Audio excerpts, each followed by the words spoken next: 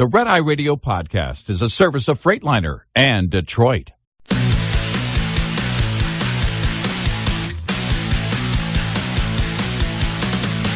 Now, it's Red Eye Radio. Gary McNamara and Eric Harley talk about everything from politics to social issues and news of the day. Whether you're up late or you're just starting your day, welcome to the show. This is Red Eye Radio. All across America, 866-90 Red Eye. He is Eric Harley, and I'm Gary McNamara. Thanks so much for being here this morning. All right, I do want to play. I had played a couple of audio cuts today, and I played Lanny Davis earlier, former Clinton special counsel to Bill Clinton, and also a Clinton insider, very, very well known, and huge supporter of the Clintons, just furious at Comey. Mm-hmm. And as this all goes back to our Thursday show saying, who's happy with him? Why would the liberals be jumping up and down when many have viewed what has come out over the last couple of days as being more damning of the Obama administration and Comey himself? And remember, Hillary blames Comey for her loss. Lanny Davis blames Comey for her loss. And he actually asked some good questions. Should a investigator be doing that? And we brought you up some of those questions. I want to bring a Republican aboard now, and this is Chris Christie, who used to work with him and for him as a prosecutor. For Comey. Comey. Mm-hmm. And here's what former New Jersey Governor Chris Christie had to say on This Week with George Stephanopoulos. Hear from the former FBI director. Well, I have to tell you, as somebody who worked with Jim Comey and then for Jim Comey, it's a really sad day. Because to hear Jim sit in your interview and say that he considered the polling when deciding... He didn't say he considered, he said he was influenced. Well, okay, George, when I worked for Jim, if I had said to him 11 days before an election that I was going to release information that could potentially affect the election, and one of the things that influenced me was polling, he would have fired me. He would have fired me on the spot. And it is really disconcerting to me as a guy who worked with him and for him and have defended him on this air and other places over the years to see this interview and what he was saying. It is exactly what they teach you not to do. And I think it's unfortunate that Jim's, who's a good guy, a good family man, a good person, and was a very good prosecutor, but he began to believe his own press clippings, and it's the biggest danger in public life. And the hubris that he shows in that interview is extraordinary to me, and not the guy that I worked with or worked for, and it's sad. You know, I mean, he makes a solid point there. If he had given, because remember the excuse that he gave, because somebody asked him the question, if an agent did this, someone did this under your direction, what Hillary did with her email server, or did these things, what would you do? Well, they would be transferred, or, you tried to make the case that it wouldn't be, a big deal. They would be fired immediately. And you look at someone like a Chris Christie saying what he's saying, and clearly, he's, I think we can all say, in Trump's corner here, no doubt. But he makes a solid point. If anyone in that department had said, I'm not going to make a move because I'm politically influenced here, then it would have been over. Should have been over. And you can talk about the political ramifications on a great level. But when we're talking about the law in a nation of laws, and we're talking about the head of the Federal Bureau of Investigation, and it comes to investigating breaking the law, it's a given that someone named Clinton, that is the target of the investigation, it's going to be politically motivated. There's going to be political ramifications, and it doesn't matter if it's 11 days before an election or 11 years after. There's going to be that coming at you. You still have a job to do. And I just don't get the excuse making at all. And what's interesting here is that, at least for now, it looks like Comey is being called out for the liar that he is, and it's not just on the right. No, in fact, some of the strongest criticism who said it has come from Lanny Davis. But you and I were talking about this at the very, very beginning. I mean, going back to July of 2016 when you went through, not only his speech, but then his subsequent testimony. I think there were two of them to Congress, where it got to be frustrating because you did not feel a mind of even an investigator or even a prosecutor, which of course he was, as Chris Christie said. Mm-hmm. And so to me, that was the first clue. And it's always been, I think, confusing. And it's interesting because I think I saw a little bit of confusion from Chris Christie as to, I don't know who this guy is. Right. And, I've defended him in the past. But you and I talked about this a long, long time ago. We're very big on when we look at something, looking at it from the point of how an investigator would look at it. Look, both parties, take the politics, both parties are ticked at him. Yeah. Yeah. You've got a ton of Republicans and a ton of Trump supporters that right now are not happy with Comey whatsoever for what he's doing. They believe trying to, bring down a presidency with his rhetoric. Well, that's not going to do it, but they're still upset about it. You've got the left and those inside the Democrat Party who aren't right now with the tunnel vision. We like Comey because he's insulting Trump, that actually look at the bigger picture and say, we believe Hillary would, and we're not getting into discussion whether she would or not because we don't know, but they believe that she would be president if Comey hadn't interfered at that particular time. And so they're livid with him. You and I don't come from the political point of view. We try to come from the investigative point of view and say he never really seemed like a serious investigator looking at the legalities. He never explained things fully enough for us to understand. And it goes right back to the server to begin with. When you can identify the law that is broken, when you absolutely know what law was broken, and you can read the definition, and then you can see what she did, and then you see a prosecutor say, well, no reasonable prosecutor would do this. Nobody's been prosecuted for anything like this in 50 years.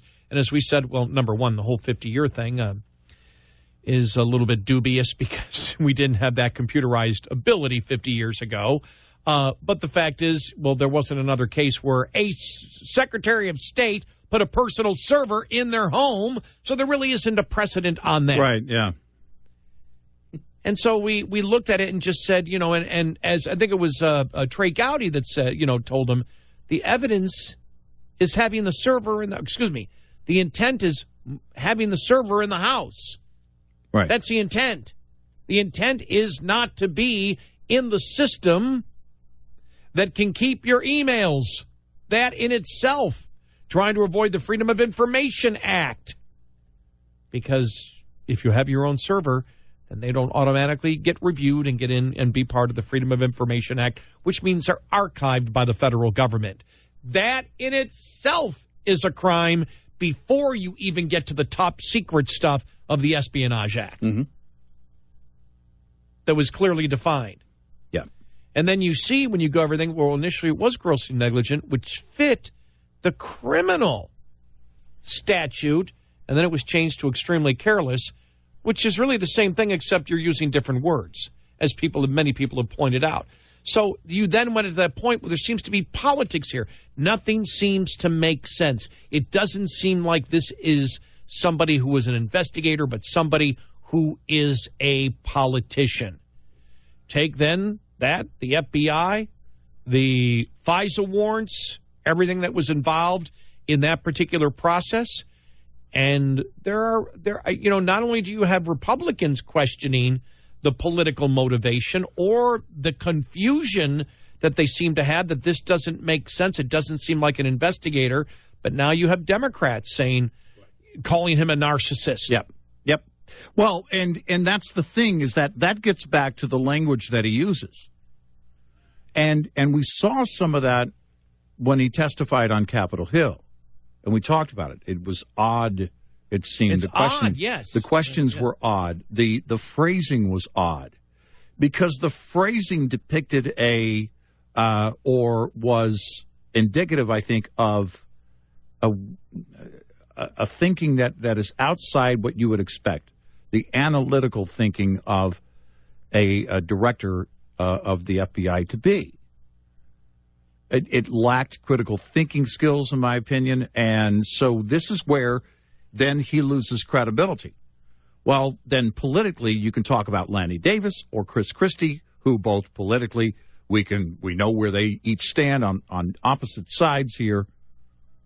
But the reason that they're both coming after him is because it's not just the substance; it's not just what he said. I think Governor Christie has a point here. It's how he said it, because you lose credibility.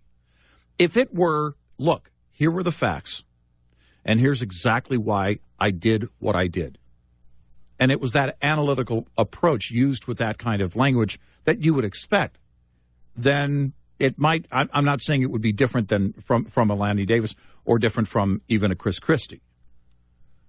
But at least you could pair it together and say, okay, the guy was doing the job. You may not like the outcome. You may not like even the reason that he gave you. But the phrasing of his answers, the phrasing he uses in the book, the phrasing of his answers on Capitol Hill, the phrasing he uses in the book, it's an indication of something that doesn't add up at all. It's his whole calling him a mob boss and all this. And right. Look, there have been prosecutors that have prosecuted heinous crimes and have prosecuted mob bosses, and they have made, after they've had their conviction or whatever happens, they come out and they clinically talk about it. This person, yes, we believe they committed these heinous crimes. They were wrong for doing it, and we won the prosecution, and justice has been.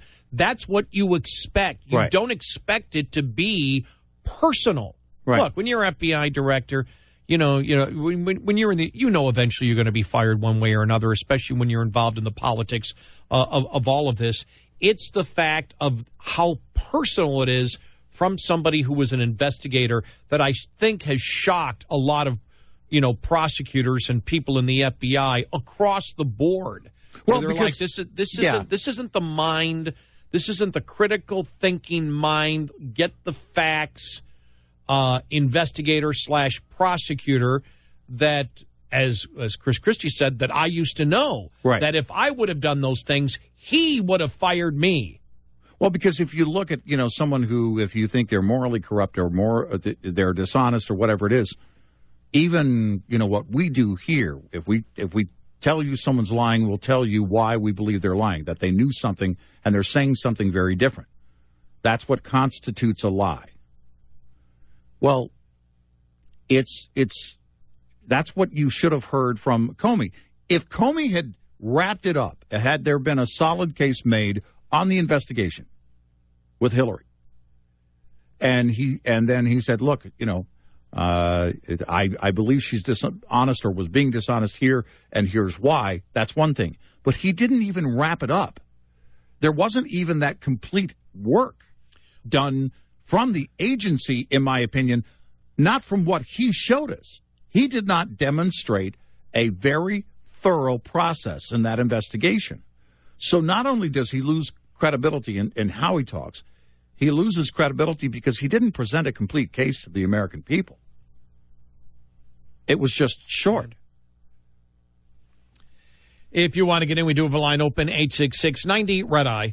Are your tires prepared to spring into the warmer months ahead? Tire failures are more common in the summer for many reasons, but it often comes down to one thing: air pressure. Improperly inflated tires can result in reduced traction and less control. When a tire operates at an improper inflation level, it will flex each time it rotates. Over time, this causes the wire package inside a tire's sidewalls to flex beyond its intended range and frequency. While a tire may look normal, it's very possible that it will fail as soon as the asphalt beneath it gets hot. Spring is the perfect time to inspect your tires for this kind of damage or other indications that they may have been running on low air pressure. This maintenance tip is a service of Valvoline HD. When the going gets tough, you need a motor oil you can count on. We'll be right back with more Red Eye Radio with Eric Harley and Gary McNamara.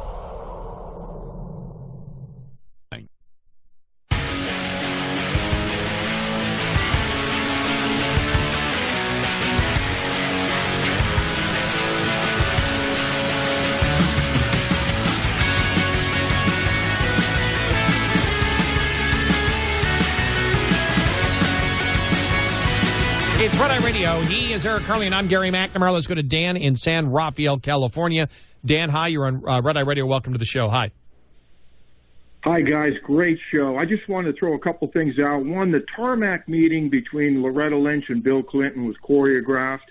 And the reason wasn't so that Bill could convince Loretta to go easy on Hillary. The reason was to create the appearance of a conflict of interest so that Loretta Lynch could step aside and allow Comey to give the whitewash version and let Hillary off the hook in that way. Loretta Lynch could not recuse herself officially because, like you guys said, the next person in line would have to step up. What they didn't want was DOJ lawyers to get a hold of that investigation because they couldn't trust them. The FBI guys, the fix was in. Peter Strzok was the senior investigative agent on the email case. He was number one. His supervisor was Andrew McCabe. The fix was in. They didn't want the DOJ attorneys to get a chance to review that file. Well, that would be the question as we asked. And again, you're making that it's an absolute that it was choreographed. You're surmising that it was choreographed. Right. And there's a difference between, it's not a statement of, I want to make sure everybody knows that is not a statement of fact. Right. But the fact is, if that's your theory of what you believed happened, it still gets us to the point of Sally Yates was still there. Right. Why not the deputy AG? Why not the deputy AG? Because you would have to disqualify her. She was not disqualified. It just didn't go to her. Mm-hmm. Why didn't it just go to her? Right. Would be the next question. Well, and then that's the question, because the question is, was the entire Attorney General's office compromised? Well, it was the other in thing, terms of conflict. And the thing is, when he brings up Strzok and McCabe and everything else, and the emails of the meetings and all that and Lisa Page, and then Comey coming out saying, I never saw any type of any bias whatsoever from anybody underneath me whatsoever. Yeah, right. It's like, wow. Mm-hmm. Well, as you said, either you're completely clueless and didn't know what was going on underneath you. Yeah, it's either gross incompetence or you're lying. Right. It's one of those two. Because if you didn't know that was going on, that means you had no idea what McCabe was up to, and the people under McCabe, what was going on in Andy's office, and the messages that were sent back and forth. Now, I can't say that it was widely known at the FBI that Strzok, was determined to do the things that he was trying to do, that he was doing. Mm-hmm. But certainly you can say that management should have been well aware of that, and if they were not, they were grossly incompetent. There's no way you can tell me that those two, that Strzok and his girlfriend were the ones, and they were the only ones, and only they knew about his efforts. Well, and their meetings apparently with McCabe. Well, they talked about in Andy's office, and that was my reference earlier. You can't tell me that those things didn't come up. I don't expect them to be a matter of note, by the way. I don't expect them to be keeping track and making and writing reports on such activity because they know it's wrong. I get that. I get that there wouldn't be a record of it and that they would switch their phones because they might get caught. In fact, they kind of alluded to that in the emails or in the text messages.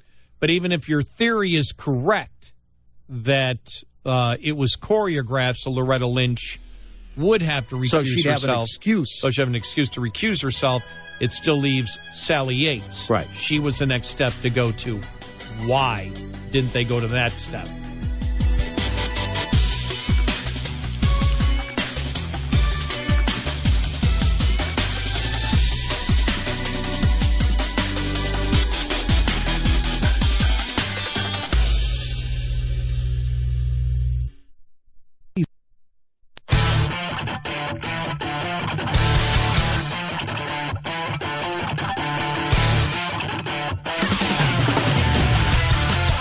Their minds are always working. Gary McNamara and Eric Harley.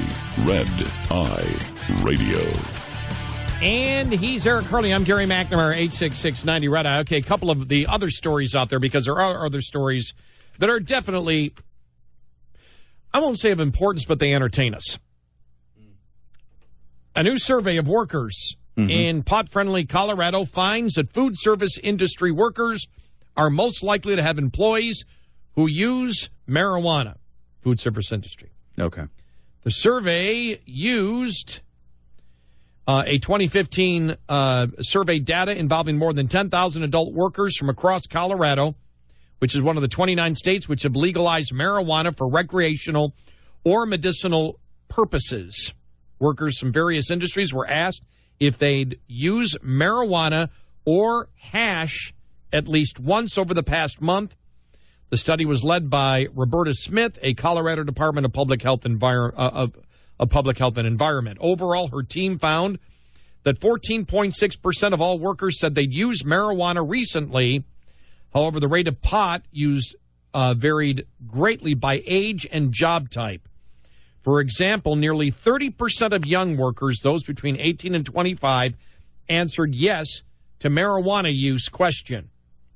Now, that number fell to just under 19% for people ages 26 to 34, and then dropped again to 11% for workers age 35 and older.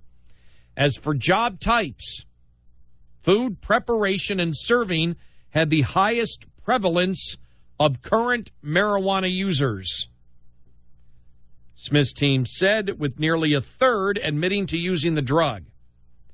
Next came workers in the arts, entertainments, and recreation category, where 27.5% said they'd used marijuana over the past month.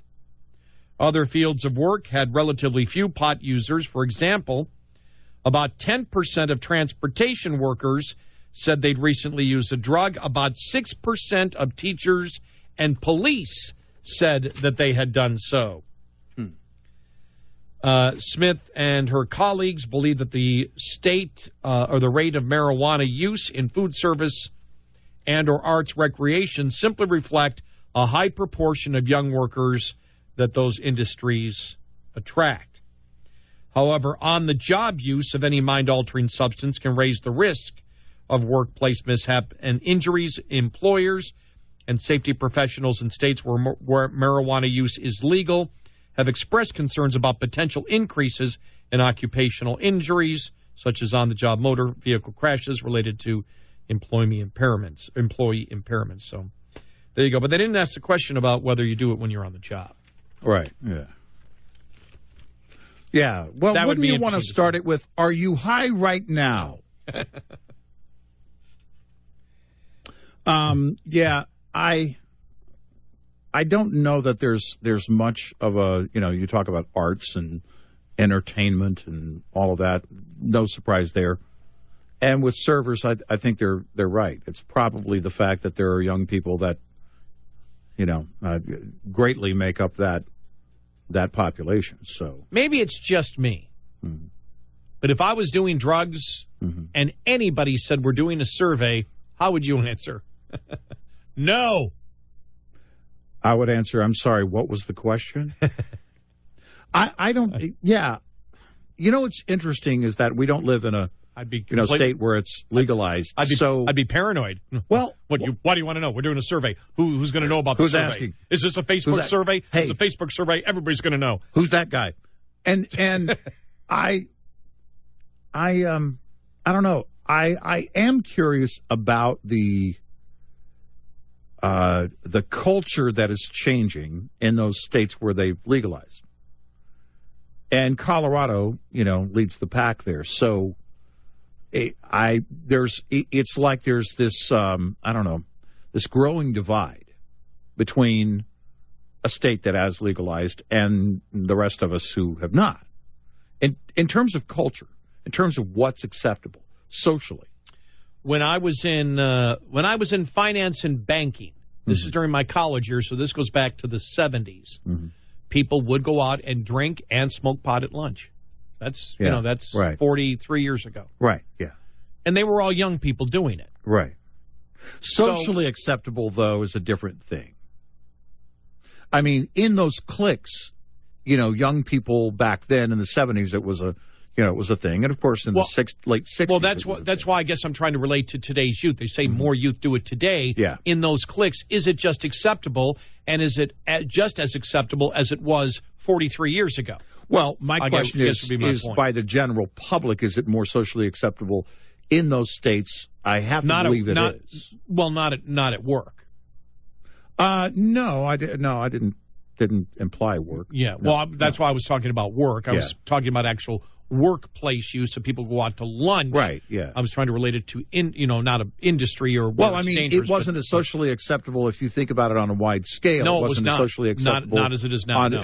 And that's my point, is that because once it becomes socially acceptable more and more, then, I mean, the whole, 3 martini lunch, or someone having, like, a beer at lunch, I guess, wouldn't be completely off the rails. I wouldn't do it only because it would make me sleepy. I'd want to go back and take a nap or just go home. But once it becomes more socially acceptable, my question is, does it ever get to that point where it's socially acceptable? Because we talk about, the safety hazards and everything else and all these things that can be measured. But the one thing that can't be measured is that social acceptance to that point of going, everybody does it.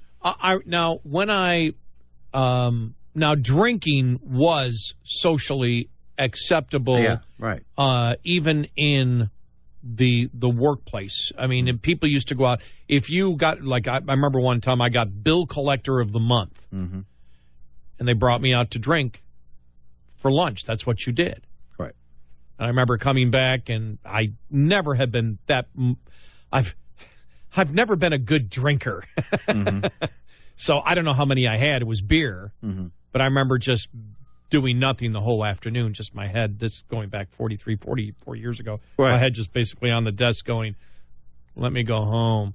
But it was it was my bosses that brought me out, and everybody approved it. It was like, you're the bill collector of the month. Okay, party time, and we don't expect any work from you throughout the rest of the afternoon.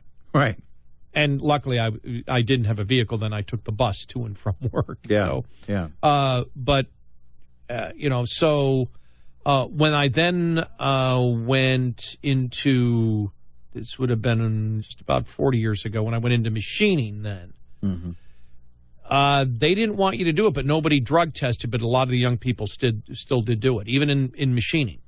Mm-hmm. They were still getting high at lunch. Yeah. And doing that. Don't remember as much drinking, but I do remember people coming in that were, obviously other people would know and say, be careful on your machine. Right, yeah.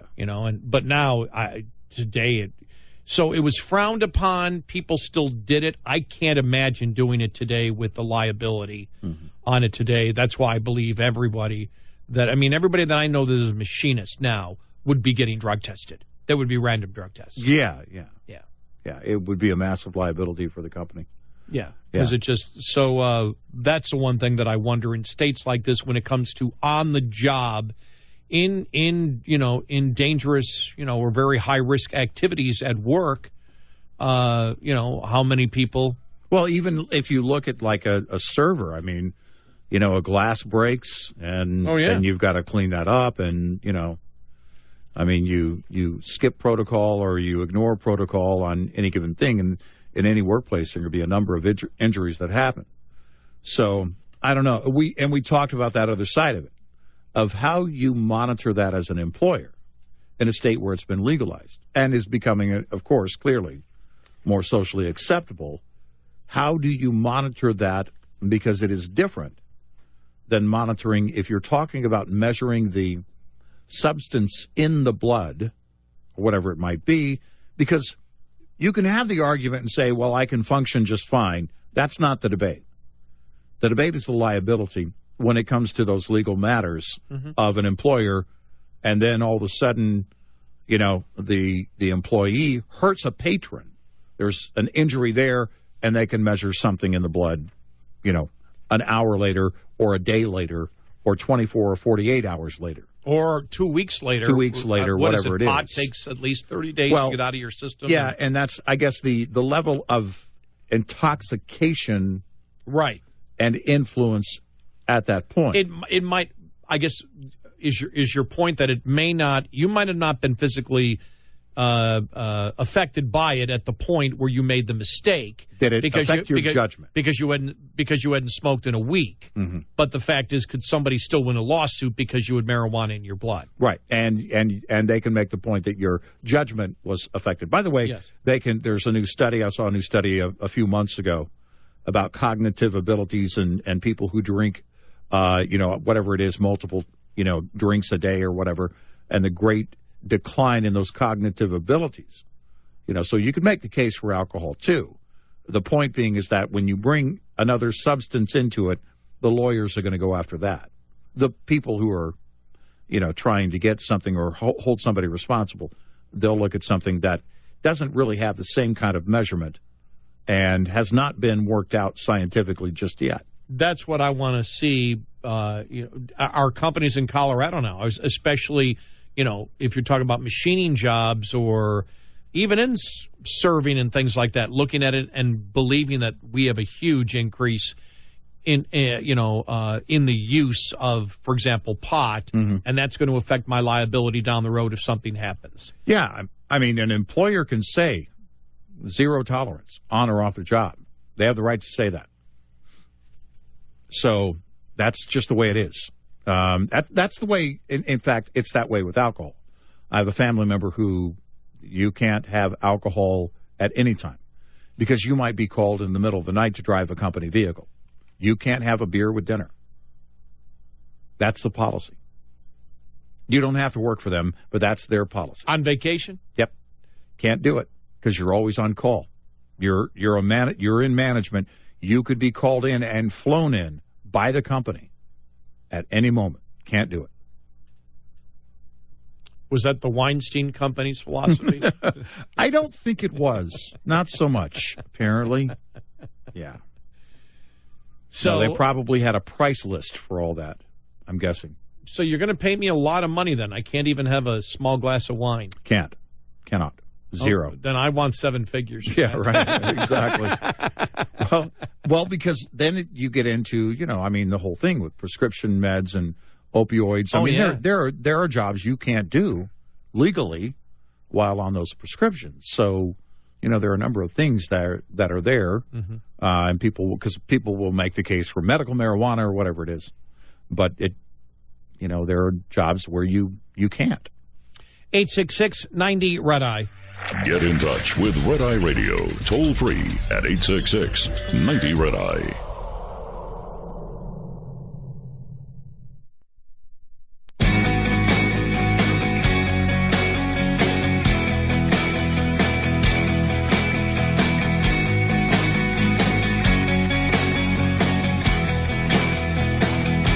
It's Red Eye Radio. He's Eric Harley. I'm Gary McNamara. Let's go to John in Austin, Texas, about that pot survey done in Colorado. John, you're on Red Eye Radio. Welcome to the show.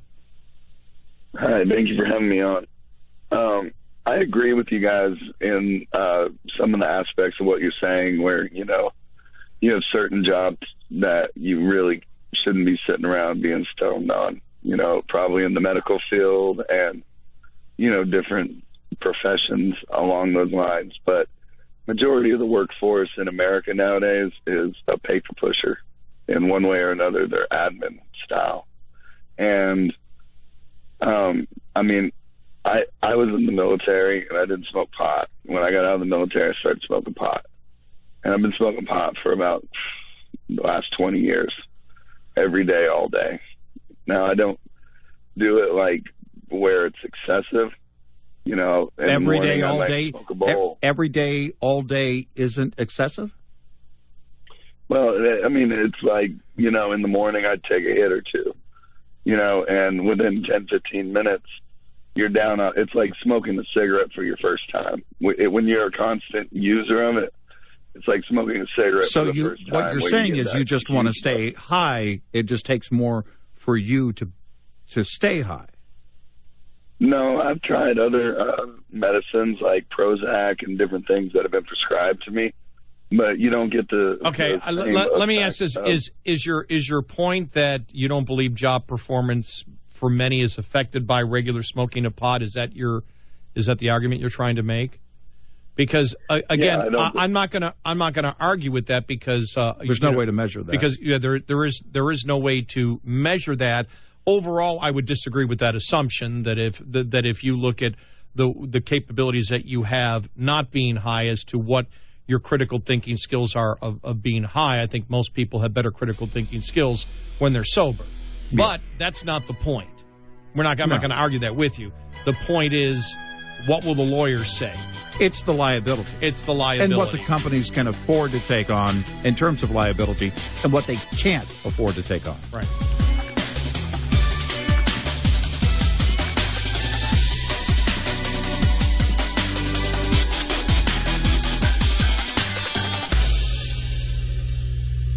This is Red Eye Radio on Westwood One.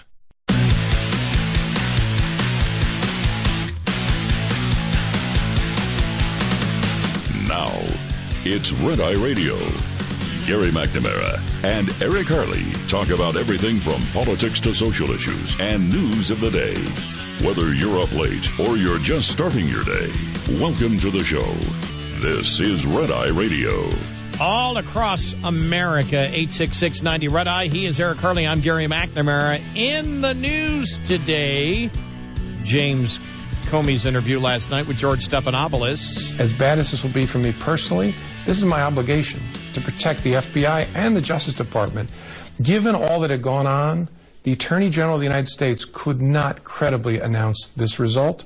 And if she did, it would do corrosive damage to the institutions of justice. I don't think he's medically unfit to be president. I think he's morally unfit to be president. There you go.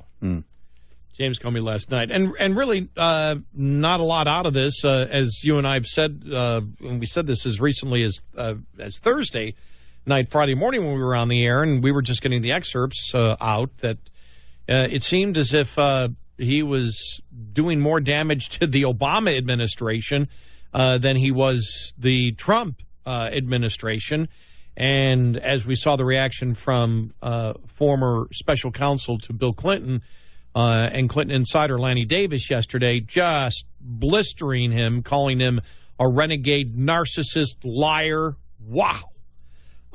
It was interesting. And then we played the audio cut earlier of Chris Christie, who worked with him and served under him as a prosecutor, and said this is not the James Comey that he knows. And he's just so saddened by it because he believes James Comey is a good man and a good person. But he said he's just, he started believing his own hype or something. He just can't understand, what Comey is doing. He said this. He said, if I did what Comey did, Comey would have fired me. Yeah. And I believe him. I believe that to be true. But yet Comey gets away with the excuses again and again and again. Of course, ultimately, Comey got fired. I think he got fired far too late. It's funny because Lanny Davis said the Obama administration should have fired him. Loretta Lynch should have fired him. Interesting. I mean, he goes after Loretta Lynch. Loretta Lynch putting out a statement over the weekend saying she followed policy completely and anybody who says so is wrong. Well, she's not talking about Trump, is she? No. She's talking about James Comey. So, again, I look at, and the book won't be out till tomorrow, but the interview and the excerpts and everything else, he hates Trump. Yeah. He thinks Trump is ego-driven and a liar. Doesn't like the guy that fired him from the biggest job he ever had. So, and when you see what he said about Obama, basically Obama shot off his mouth a couple of times, stating that stating his opinion on the Hillary investigation when Comey said he knew nothing about the investigation.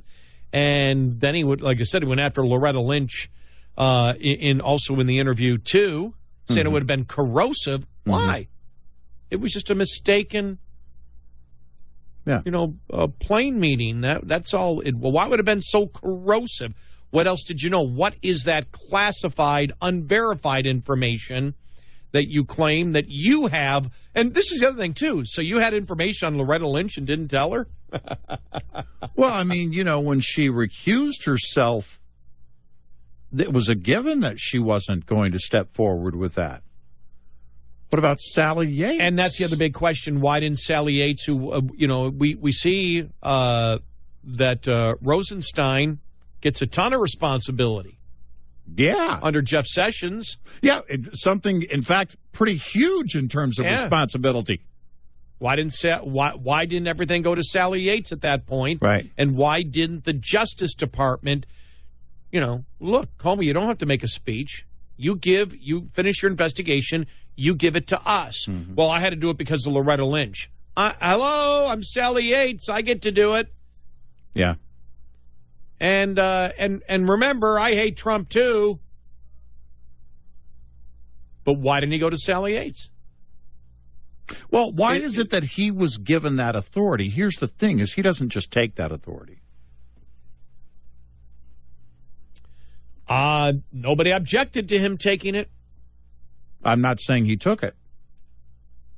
I'm wondering why he was given that authority. Okay.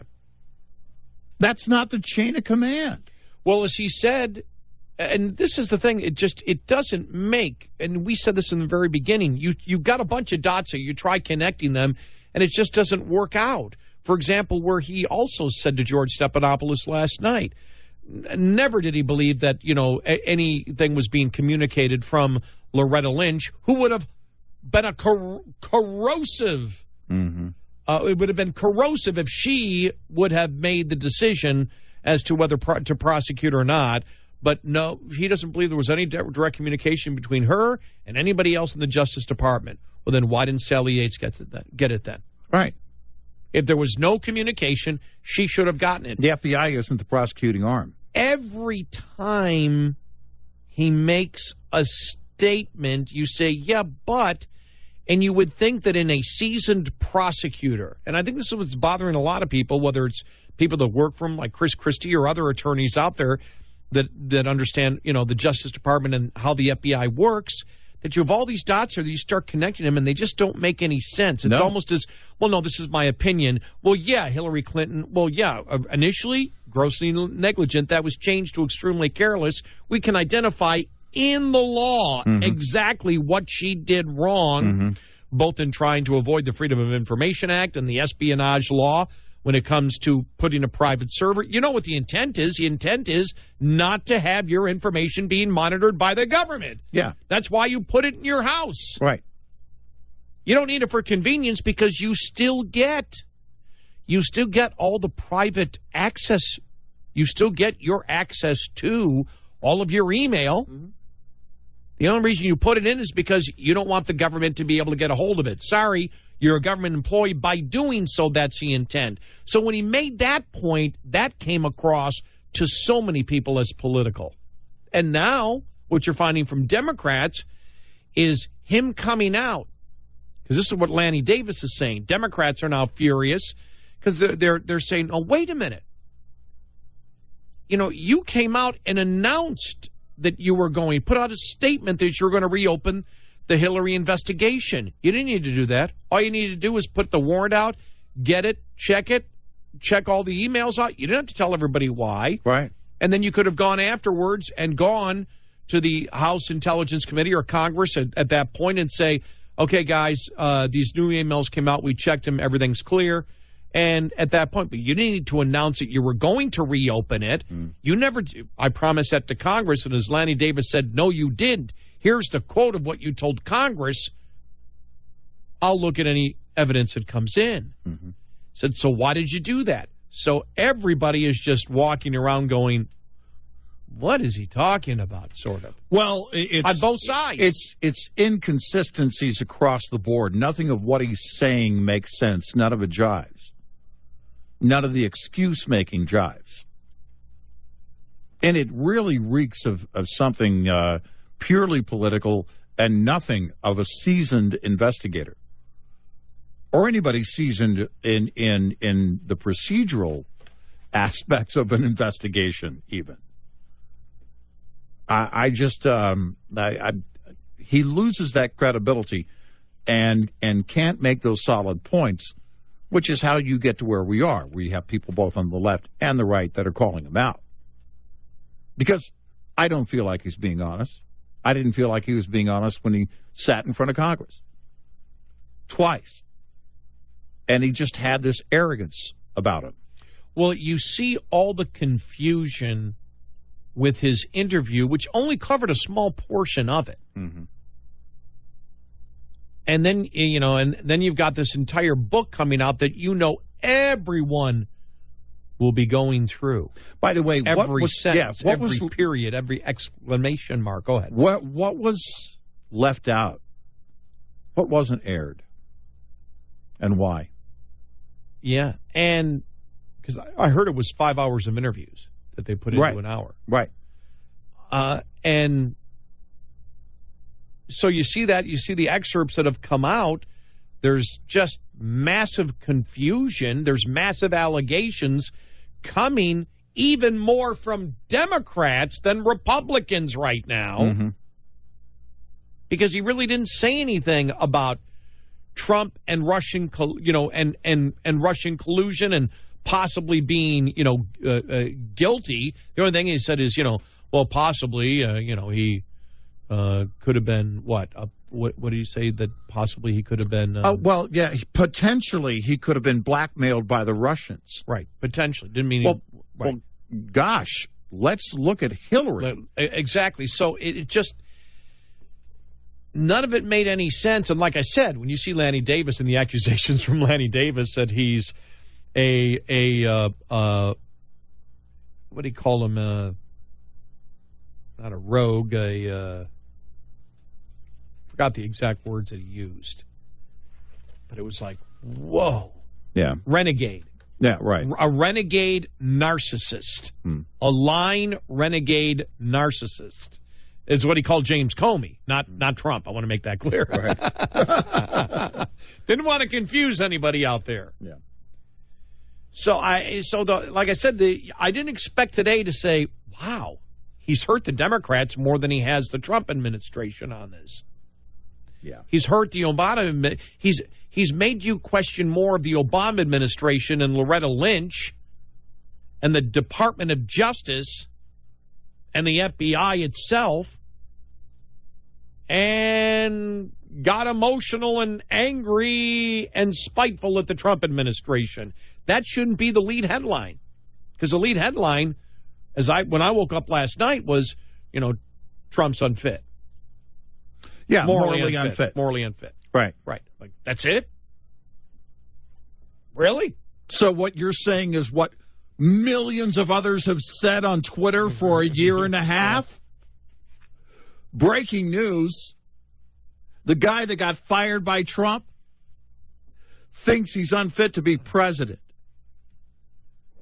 This just in, Comey's no longer on the Trump train. So I never expected on this show after the interview, and who knows, the book, comes out tomorrow, but never thought I'd be sitting here saying, Comey did more Democrats are probably going, he did it again. He did more damage to us than the Republicans. I'll say this. If we do learn something about the book, if we learn something significant about the Trump administration from the book, the media hasn't done their job. Because if you think about the word bombshell being used over the last few weeks, and then the whole thing was used again for the interview. Yeah, the bombshell. Like, bombshell. What? Typically, if it's a bombshell, it will leak. I think the only because someone will want to get that out first. The only bombshells were directed at the Democrats, if you think about it. Well, because it left a question about, well, what are you talking about? When you talk about the former AG, Loretta Lynch, what would be that huge conflict other than the conflict that she herself recused herself for? She's the one that made that decision. So being the meeting with Bill on the plane. So we know it's not that. Then what would it be? I guess the bombshell would be him coming out and the Lanny Davis accusations against him that, you denied our client, which was Hillary Clinton, due process because you blabbered about an investigation when you shouldn't have. And then you lied about it. You said, well, I promised Congress I would come back and tell them. And he goes, you did not. Here's the official statement that you made to Congress, right. which is you promised to look into it. That I would look into any but not write a letter evidence. days before the election. Right. And so he's accusing them of lying. To me, the bombshells are more about the accusations that Democrats, are. Well, no, I think you had it right the first time. Democrats. I like that one. I think we're going to keep that one. No, I think we'll keep that one. That was not. I think we'll go with that I want to make this clear. That was not done intentionally, and maybe it made it funnier. Yeah. Freudian slip. Maybe it made it. Democrats. The biggest bombshells came from the Democrats' attack of Comey after all of this has come out, especially Clinton supporters. Right. That's really the bombshell. Well, because I don't know of anything that we learned about the current administration or the president himself that we didn't already know about Comey. He's morally unfit. Not physically unfit, not mentally unfit, but morally unfit. Oh, you mean you're not a real psychiatrist or psychologist? Really? Oh, because I thought you were. Yes. The one time he decides to be intellectually intellectually honest during the interview. Not mentally unfit, just morally unfit. Well, thanks for that candid answer, Mr. Comey. Democrats are furious at that one. No, it's got to be mentally, too. Exactly. All right, 866-90 Red Eye. We're very excited. We've been standing at the door knocking. We finally got in. Nick Giordano of the National Pork Producers Council on News Friday that U.S. pork exports will be allowed into Argentina for the first time in over 2 decades. This deal has been in the works for some time, with promising news from Vice President Mike Pence back in August of last year. We are very close to completing an agreement that will benefit American pork producers and Argentinian consumers to strengthen the trade relationship between both our countries. With the technical requirements finalized just recently for resumption of U.S. pork exports into Argentina, a potential $10 million market annually for pork, according to Giordano. Not going to be a top-tier market because we still got significant tariffs, but $10 million is significant. And with growing consumer demand for pork in Argentina, the potential for expanding export opportunities there. I'm Rod Bain reporting for the U.S. Department of Agriculture in Washington, D.C. The USDA report is a service of Cenex Roadmaster XL Premium Highway Diesel Fuel. Coming up, more with Gary McNamara and Eric Harley. It's Red Eye Radio.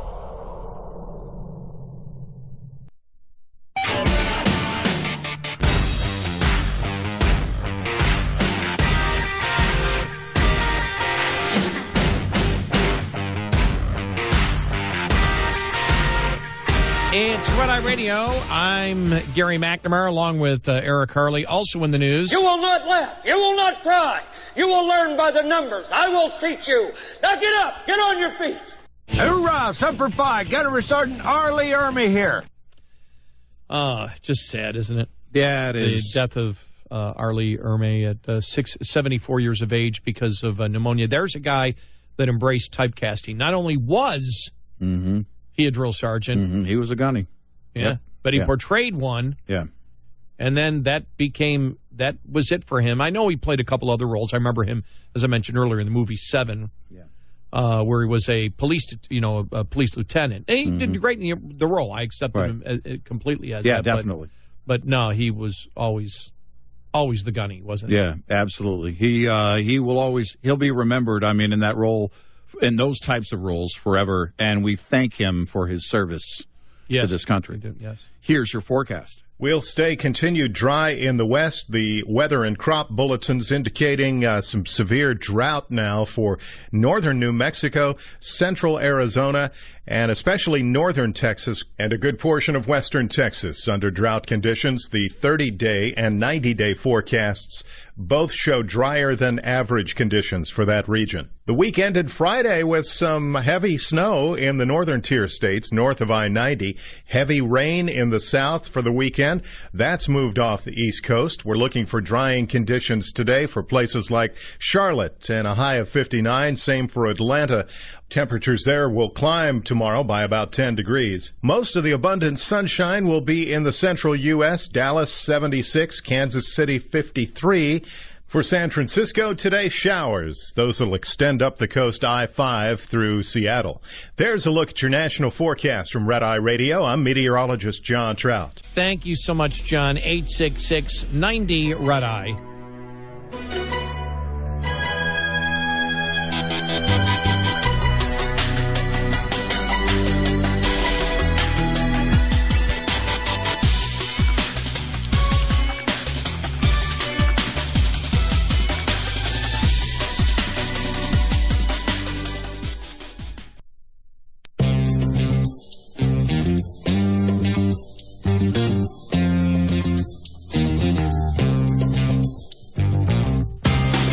And the drinking game continues. Eric Harley and Gary McNamara on Red Eye Radio.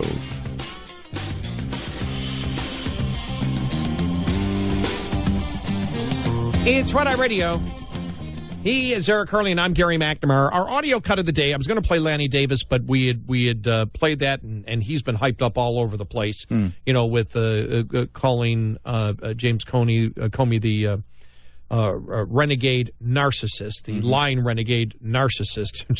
Wow, I just love it, because it's coming from a Democrat. But I want to play Chris Christie, because Chris Christie used to work for him and with James Comey, and what he had to say with George Stephanopoulos yesterday on This Week.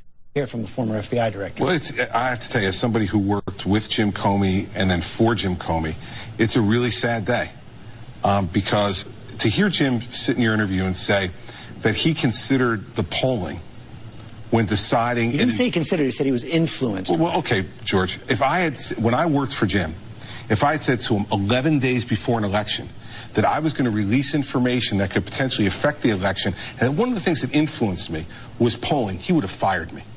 He would have fired me on the spot. And it is really disconcerting to me as a guy who worked with him and for him and have defended him on this air and other places over the years, to see this interview and what he was saying. It is exactly what they teach you not to do. And I think it's unfortunate that Jim's, who's a good guy, a good family man, a good person, and was a very good prosecutor, but he began to believe his own press clippings, and it's the biggest danger in public life. And the hubris that he shows in that interview is extraordinary to me, and not the guy that I worked with or worked for, and it's sad. It's interesting because Stephanopoulos, he corrected him.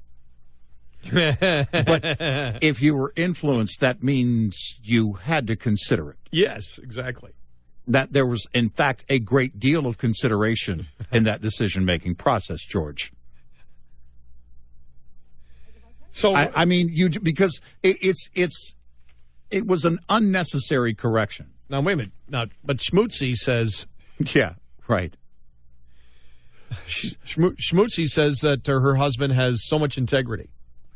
She was going to say otherwise. By the way, that came out. People magazine may have been plugging for the latest comedy book by Ali Wentworth. But their puppy also served as a promotion for her husband, George Stephanopoulos, in the days before the big Jim Comey Sunday night book special. Yeah. Has so much credibility. Okay. Yes. All right.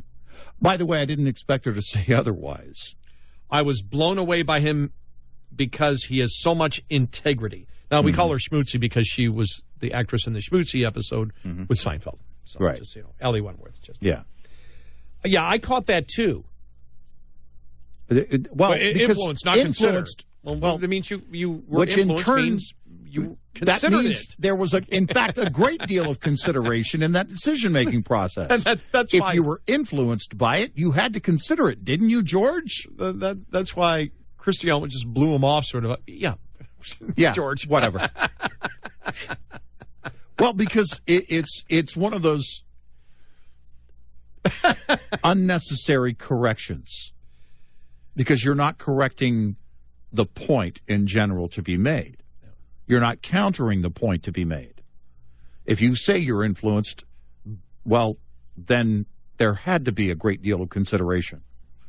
He did consider it. That's what that means, George.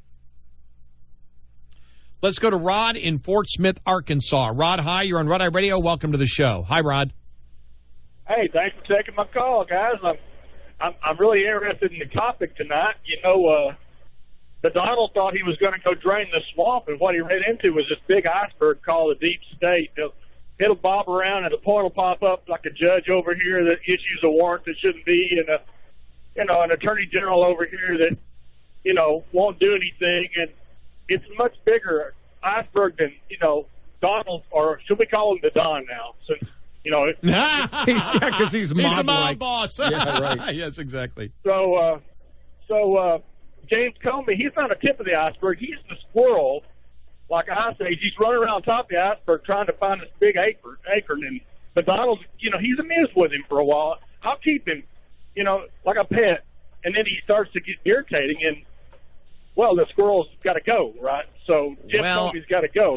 I probably would phrase it a little bit different Thanks, than you have, Rod. But you did mention, the judge who approved the warrant. I don't know if you meant the FISA judge or the judge with his, with his attorney, Mr. Cohen. It could be both, right? Or it could be as look, even Dershowitz has come out strong. About the American Civil Liberties Union. I mean, Dershowitz just, was blasting him again this weekend, stating that the American Civil Liberties Union coming out and stating that it was good that they, went after Trump's lawyer. And he said the American Civil Liberties Union saying that, going after a lawyer and his files, his confidential files between clients. As I have said, I understand Dershowitz's concerns. That's always my concern also as to whether they go too far. When you question the FISA warrant, then any warrant that is being issued right now from the federal government, I understand why people view it as suspicious. Mm-hmm. But in this case, I don't know. Because the warrant, you can't say across the board you never can look at a lawyer's files. Right. If they're involved in a criminal enterprise, of course you can. The question is, was he? Now, we're being told that this investigation actually was going on by not Mueller's office, but by the Southern District of New York for the longest time. I had thought so in the beginning. Then they said, no, this must have come from Mueller. And then over the weekend I saw, no, this is something they've been working on for months before Mueller apparently got more information that he gave to them that created this warrant. So the reports were wrong that it was a referral from Mueller? No, it was still a referral. That was a referral. The information was to it, but they're saying this is something that came out over the weekend. Source stories that this is something that the federal the federal attorney had been looking at for months prior to I thought that Mueller report was already out before this week. Again, as I've said, I don't know. Mm-hmm. Would I be concerned if it wasn't a direct criminal enterprise? Well, in that point, you're running into big constitutional problems. If they believe, and there's evidence in the warrant, of a criminal enterprise, and the attorney is part of that, well, then clear precedent has showed that, you can go after his files. You can't use the attorney-client privilege in order to hide criminal wrongdoing. Right. If you're engaged in that criminal activity, and that would be, again, that's what we said, is that what is it, our question was, what is it that the U.S. attorney and the Southern District of New York believed in terms of the lack of cooperation by Cohen's attorneys or Cohen based on subpoenas or any other request? And did they have reason to believe that there was evidence that they could have been trying to, destroy in Cohen's office? You would look to preserve that evidence, which is why you would call for that kind of raid. So, right. That points to a really, really big deal. By the way, Stormy Daniels' attorney going out on a limb over the weekend that he believes Cohen will be indicted in the next 90 days. You're a genius.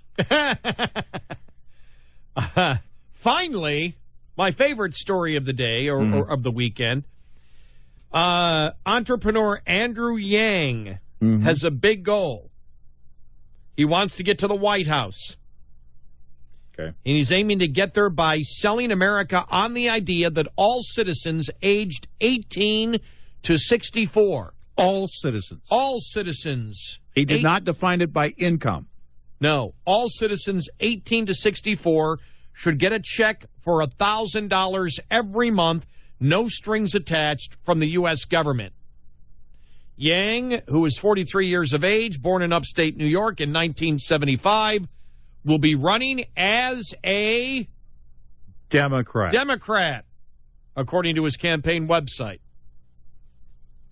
People who think the antidote to Donald Trump is a boring, generic Democrat miss the point.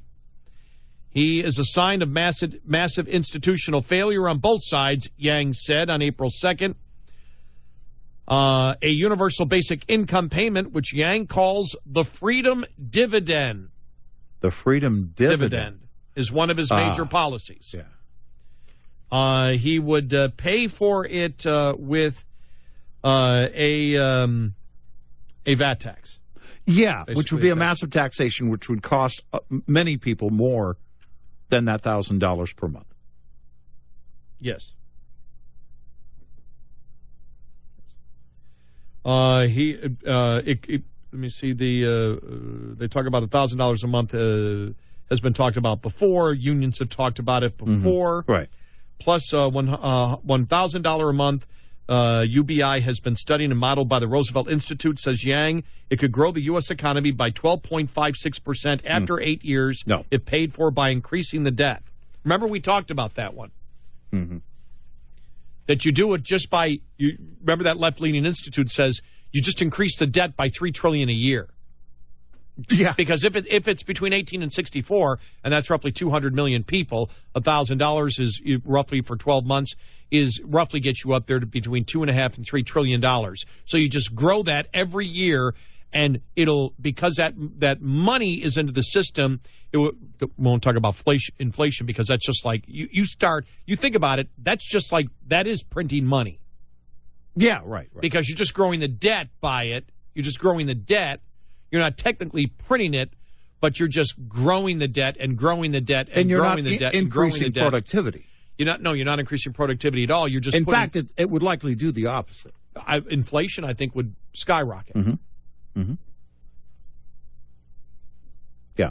So that's their point. Just screw future generations. Well, totally. I mean, let's just screw them completely let's now. Just go full on and not worry about any of it. Let's say to hell with our grandkids and great-grandkids.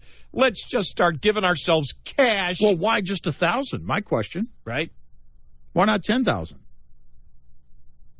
I mean, if 1,000 does this kind of good, imagine what 10,000 would do. Well, it would be nearly 10 times as great. Right. Well, that's how we look at economics that way, don't we? Sure. Things we would do. Well, no, I'll double what I want to do. Right. Yeah, let's do this. Well, okay. Then if we don't want to go to 10,000, why not 2? Why not 2,500? Right. Because they know that the math, well, first of all, they're going to be debated to no end, and they're going to be pummeled by, math. And then after that, what happens? Just say that you could get this done politically. You're not going to get this done. But let's say you could get this done. What happens inevitably? Well, we can't afford it. So only certain people would qualify for it. So it's not universal, and there are strings attached. By the way, there are always strings attached from day one. Well, I'm just very happy that they always tell us that the young people, we need to listen to them because they have new ideas, new innovative ideas, and here they are. Yeah. They all work in the service industry. Right. They are smoking something. Yep. 866-90-RED-EYE. What's the difference between standard number 2 diesel and premium fuel? Ron Jessen is Director of Product Management for Cenex, the makers of Cenex Roadmaster XL Premium Diesel Fuel, and he fills us in. You may want to consider the total operational cost behind the price of the pump. If you look at the cost for replacement and you look at the cost of ongoing maintenance, unfortunately, those costs haven't gone down. They've actually continued to increase. But switching to a premium diesel fuel can really result in some large operational savings with the fuel economy and reducing the equipment repair costs. Our fleet owners, if you want to consider trying a premium diesel fuel in the past, or if you have considered it in the past, now is really the time to take advantage of that with the lower diesel fuel prices to try out that premium diesel fuel. There are more than 1,450 Cenex locations in 19 states across the Midwest and Pacific Northwest. Visit Cenex.com to find a Cenex location and learn more. This report is a service of Shell Rotella. Lines open for your calls. 866-90-RED-EYE on Red Eye Radio.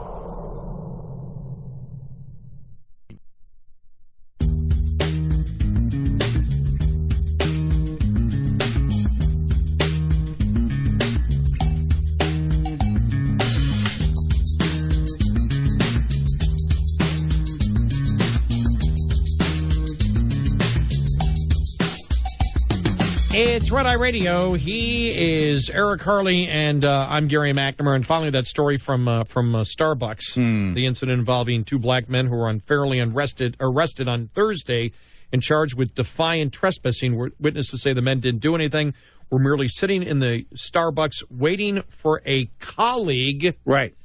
And we have to ask that manager that apparently Starbucks isn't doing their whole race relationship. I guess they're not. By the way, our friend Steve Byrne and our other friend Roy Wood Jr., who are on Sullivan and Son on TBS, they've sat in on this show multiple times with us, both of them.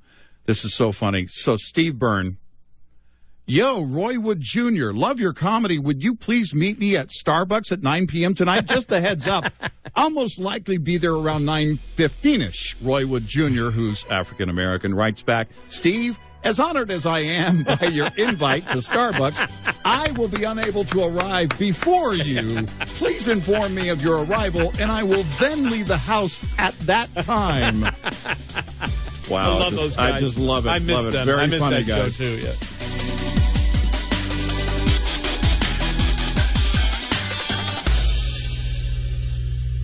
This is Red Eye Radio on Westwood One.